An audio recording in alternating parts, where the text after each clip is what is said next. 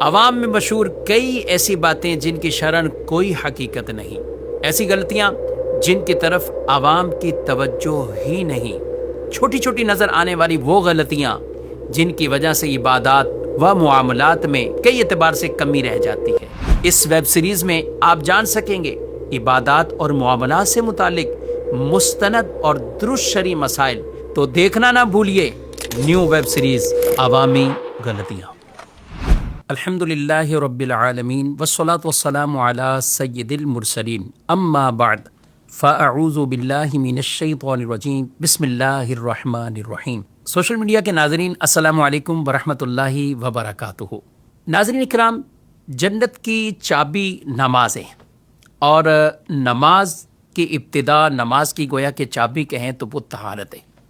آج ہم جو بات کریں گے بہت ہی ایک ابتدائی موضوع ہے، وہ وضو سے متعلق پائی جانے والی عوامی غلطیاں اور درست شرعی مسائل۔ سب سے پہلے جب انسان وضو کرتا ہے، عوام الناس میں ایک یہ غلط فہمی پائی جاتی ہے کہ وہ سمجھتے ہیں کہ وضو سے پہلے ہر انسان کو استنجا کرنے کی حاجت ضروری ہے، چاہے اسے حاجت ہو یا نہ ہو، تو وہ سمجھتے ہیں پہلے واش روم جائیں اور پھر اس کے بعد ہم وضو کریں۔ تو یہ غلط فہمی ہے۔ درست شرعی مسئلہ تو یہی ہے کہ اگر کوئی بغیر واش روم گئے، بغیر استنجا کے وضو کرتا ہے، نماز پڑھتا ہے، تو اس میں شرعاً کوئی کسی طرح کا مضائقہ نہیں۔ ہاں، البتہ جسے یہ طبعی حاجات لاحق ہوں تو اسے چاہیے کہ پہلے وہ ان سے فارغ ہو جائے اور پھر وضو کرے اور اپنی نماز کی ادائیگی کرے، کیونکہ شریعت کو یہ پسند نہیں ہے کہ آدمی کو اگر طبی حاجات، پیشاب وغیرہ کی حاجت ہو اور وہ شدت والی کیفیات بھی ہو، اس کی پوری توجہ ہی اس طرف مرکوز ہے، تو شریعت پھر اسے کہتی ہے کہ پہلے اپنی ان حاجات سے فارغ ہو جاؤ، کیونکہ وقت میں بھی وسعت ہے، ان سے فراغت حاصل کرنے کے بعد وضو کر کے نماز پڑھے تو بآسانی نماز پڑھ سکتے ہیں۔ تو ایسی صورتحال میں پہلے اپنی حاجت پوری کریں اور پھر نماز کی ادائیگی کریں۔ لیکن اگر حاجت نہیں ہے، کوئی بے وضو شخص ڈائریکٹ ہی وضو کرتا ہے، نماز پڑھتا ہے، تو بالکل نماز درست ہے۔ نمبر 2، وضو کرتے وقت ایک عوامی غلطی یہ بھی بہت پائی جاتی ہے کہ پانی کا بے تحاشا استعمال کیا جاتا ہے، یہاں تک کہ نل پہلے سے کھول کر اب آتے ہیں اپنے آستین کے بٹن کھول رہے ہیں، آستین چڑھا رہے ہیں، اور کچھ تو ایسے ہیں کہ بس نل کھلا ہوا ہے، وہ اپنے بس کپڑے کے سیٹ کر رہے ہیں، ایک دوسرے سے سلام دعا بات چیت کر رہے ہیں، نل کھلے ہوئے۔ تو یہ کیا ہے؟ یہ پانی کا اسراف ہے۔ اس طرح پانی کو ضائع کرنا، اللہ اکبر، یہ اللہ رب العالمین اور اس کے پیارے رسول صلی اللہ تعالیٰ علیہ وآلہ وسلم کی تعلیمات سے برخلاف ہے۔ رسول مکرم صلی اللہ تعالیٰ علیہ وآلہ وسلم نے تو ایک جگہ سے گزرے، کسی کو وضو کرتے دیکھا تو ارشاد فرمایا، یہ اسراف کیسا؟ انہوں نے عرض کی، یا رسول اللہ صلی اللہ علیہ وسلم، کیا وضو میں بھی اسراف ہے؟ فرمایا، ہاں، اگرچہ تم جاری نہر پر ہی کیوں نہ ہو، یعنی اتنا ہی پانی وسعت کے ساتھ، نہر تو پوری پانی بہہ رہا ہے، فرمایا اگرچہ تم جاری پانی پر ہی کیوں نہ ہو، اس میں اسراف مت کرو۔ اللہ پاک ہمیں اپنی نعمتوں کی قدر کرنے اور اسراف سے بچنے اور ان نعمتوں کا درست استعمال کرنے کی توفیق عطا فرمائے، آمین۔ نمبر 3، عوامی غلطیوں میں سے ہم عوامی غلطیاں ڈسکس کر رہے ہیں تو تیسرے نمبر پر آتے ہیں۔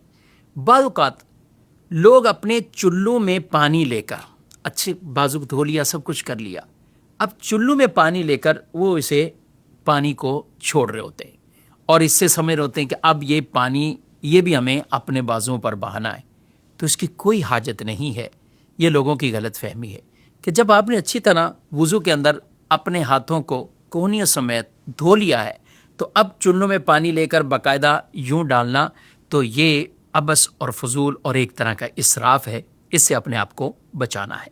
عوام الناس میں یہ بھی مشہور ہے کہ اگر وضو کی حالت میں اپنا گھٹنا یا کسی اور کا گھٹنا دیکھ لینے سے وضو ٹوٹ جاتا ہے، حالانکہ یہ غلط مشہور ہے۔ درست شرعی مسئلہ یہ ہے، کسی وجہ سے اپنا گھٹنا ظاہر ہوا یا پھر بعض اوقات کپڑے تبدیل کرتے ہیں، لوگ یہ سمجھتے ہیں کہ وضو تھا، اب اگر کپڑے تبدیل کیے تو وضو ٹوٹ جاتا ہے۔ ایسا نہیں ہے، آپ نے یہ کپڑے اتار کر دوسرے پہن لیے تو اس سے آپ کے وضو پر کوئی فرق نہیں پڑے گا۔